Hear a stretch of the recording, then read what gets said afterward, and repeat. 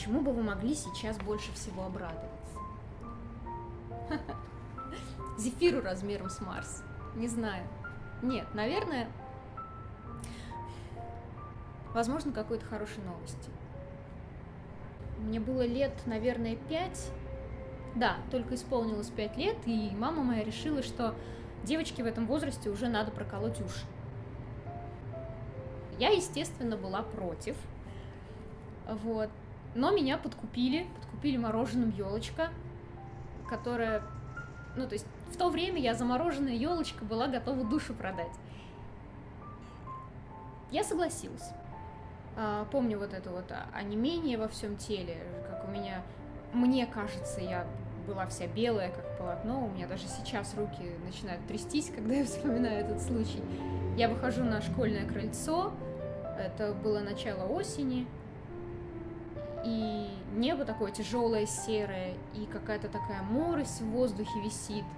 И на всех предметах вокруг, на школьном дворе, которые были, там качели какие-то железные, вот эти вот все сооружения, они все такие в мелкой такой водяной крошке.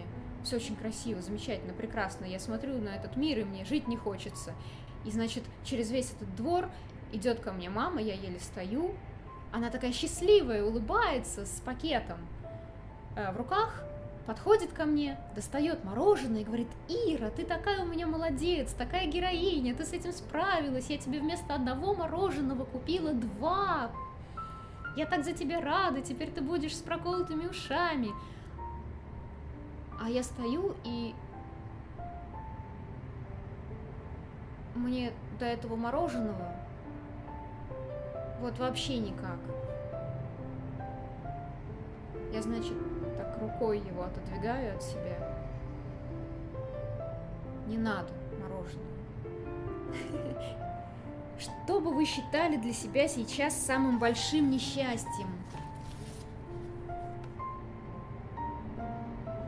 Кажется, что самые большие несчастья, они, если и происходят, то где-то далеко, не со мной. Со мной больших несчастий никогда не произойдет. Ну, конечно же, не зарекайся, что называется. Наверное, смерть.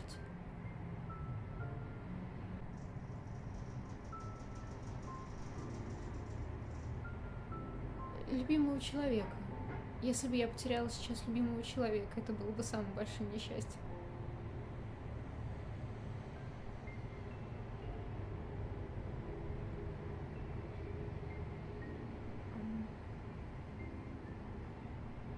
А больше тут и ничего не скажешь.